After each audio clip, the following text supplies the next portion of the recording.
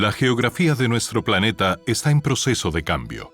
Cada continente en todo el mundo resurge en una o varias placas tectónicas cambiando de manera espectacular con el tiempo. Hoy nos centraremos en América del Norte y cómo su paisaje familiar y características emergieron a lo largo de cientos de millones de años.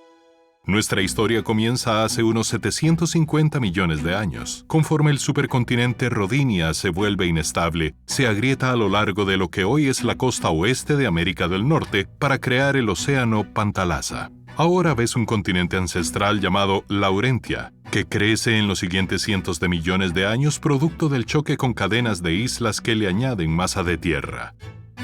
Nos situamos en 400 millones de años atrás. La costa este de hoy, la enorme placa africana, avanza poco a poco al oeste, cerrando el antiguo océano de Lapetus. Por último, choca con Laurentia hace 250 millones de años para formar otro supercontinente, Pangea.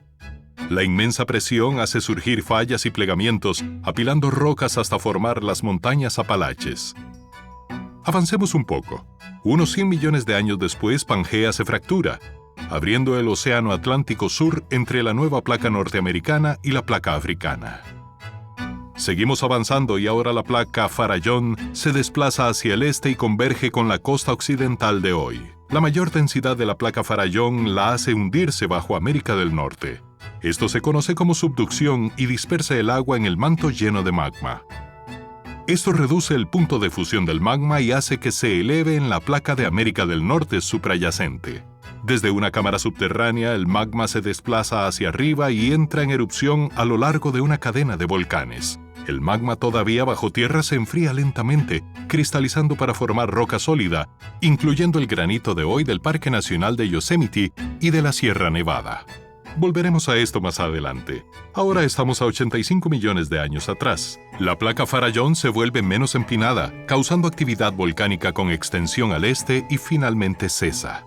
Cuando la placa de Farallón se hunde, comprime América del Norte, elevando sierras como las montañas rocosas que se extienden a más de 5.000 kilómetros. Poco después, la placa de Eurasia se fractura desde América del Norte, abriendo el Océano Atlántico Norte. Avanzamos de nuevo.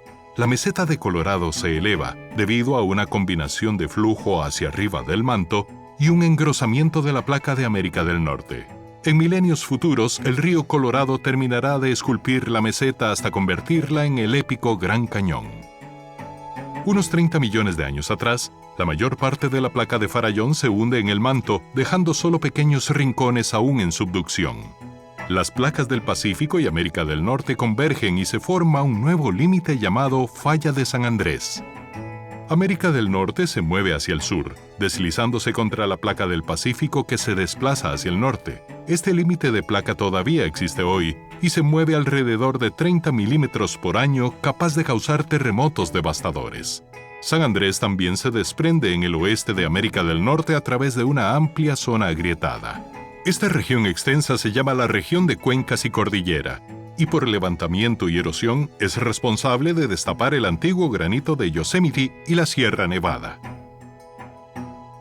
Hace 15 millones de años atrás, el magma desde el manto quema un agujero gigante en el oeste de América del Norte, periódicamente en erupción sobre la superficie. Este punto de acceso alimenta un supervolcán activo por debajo del Parque Nacional de Yellowstone.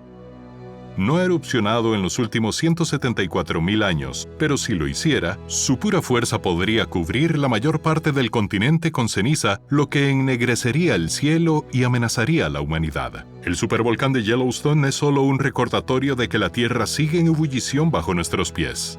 Sus placas móviles ponen al planeta en un estado de flujo constante. En otros pocos cientos de millones de años, quién sabe cómo habrá cambiado el paisaje de América del Norte. A medida que el continente se transforma poco en algo desconocido, solo el tiempo geológico lo explicará.